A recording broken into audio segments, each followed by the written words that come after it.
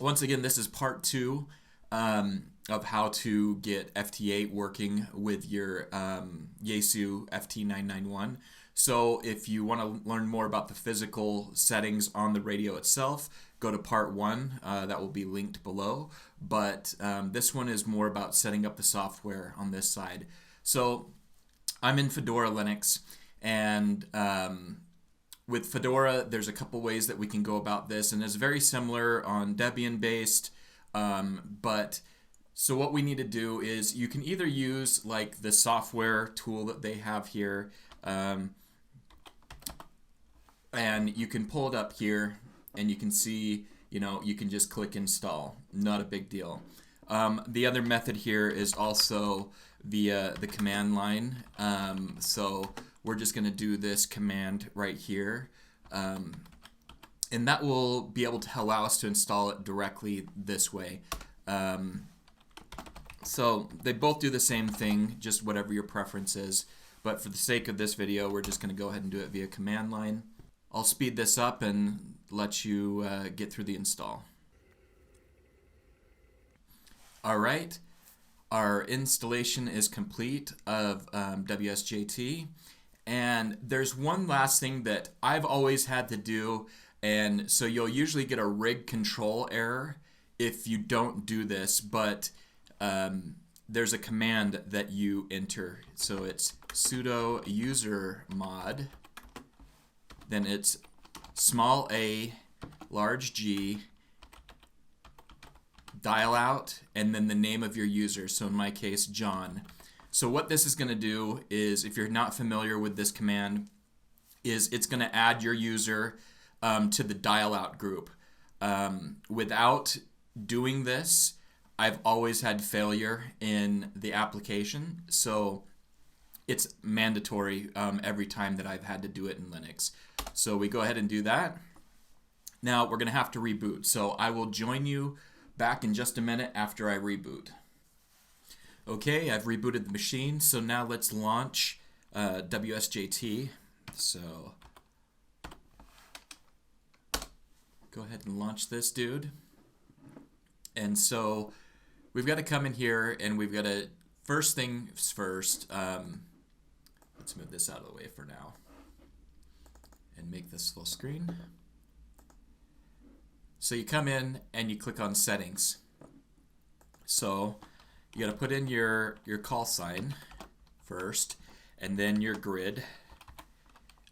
If you don't know your grid, there is a tool on qrz.com that will tell you how to find your grid.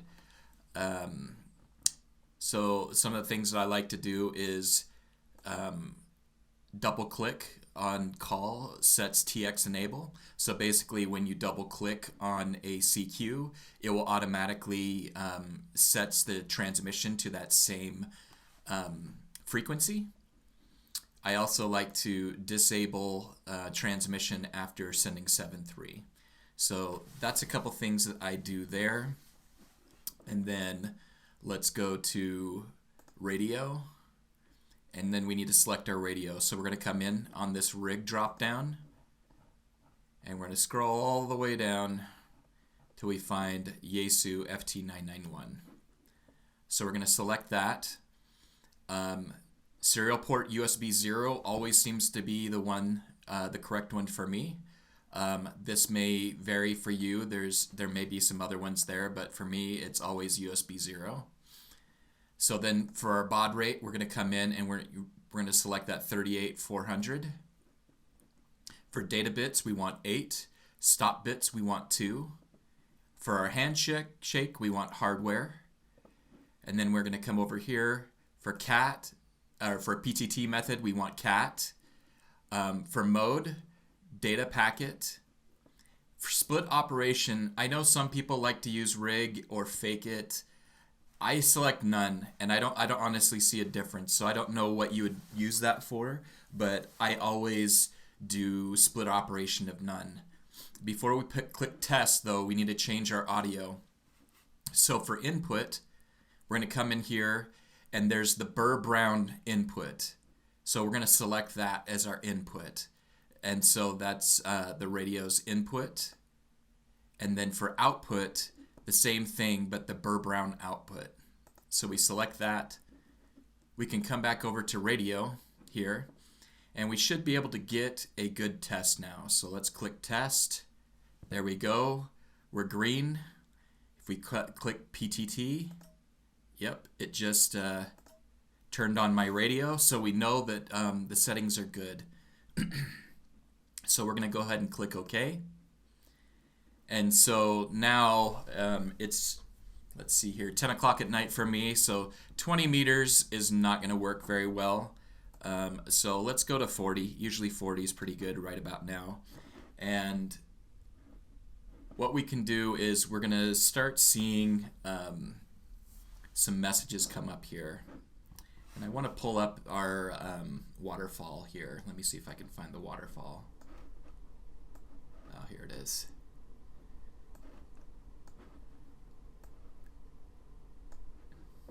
Let's see what we're looking like with the waterfall.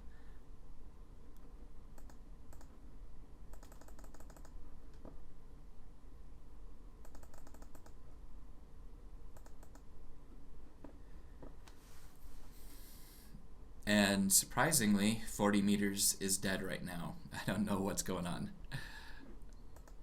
Oh, I'm on JT9, that's right. Okay, so you have to select mode. For some reason it defaults to JT9, so yeah, you need to select FT8, and that should help us out quite a bit, and we should start seeing some signals.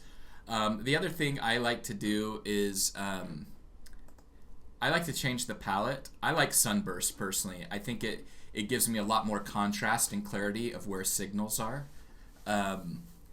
But we're gonna start, yeah, here we go. So now we're starting to see CQs come in here. One other thing that I like to change is the font. By default in Fedora, it's kind of screwed up.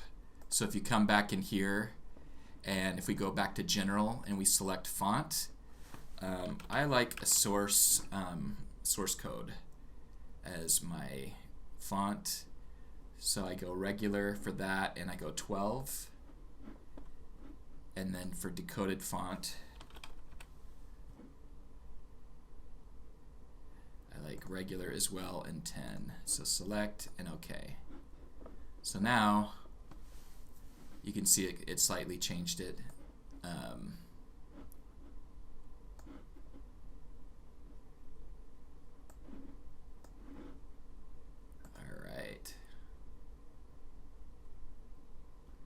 So we're starting to see people come in here.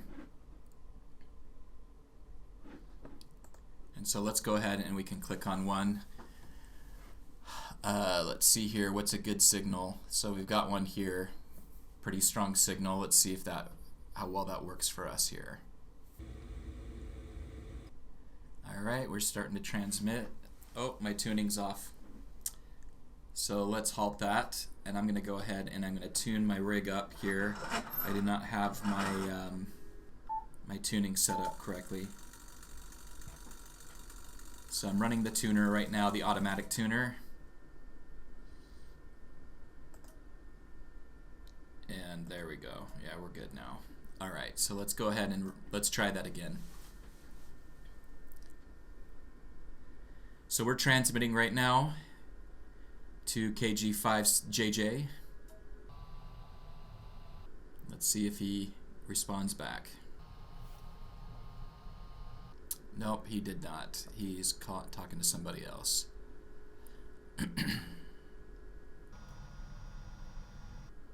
So let's go ahead and we can try someone else here. Let's try this guy here. Okay, we're transmitting.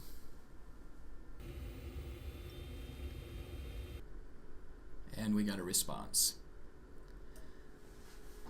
So looks like it's working.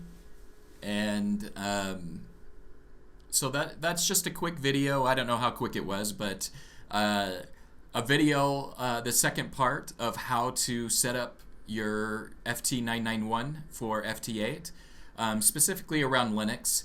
I may set up an additional part on how to set up Grid Tracker, and also perhaps JS8 call. But hope this video was helpful for you. Leave comments below if you have any questions or anything that you would change about the process. But thank you so much, and I'll talk to you later.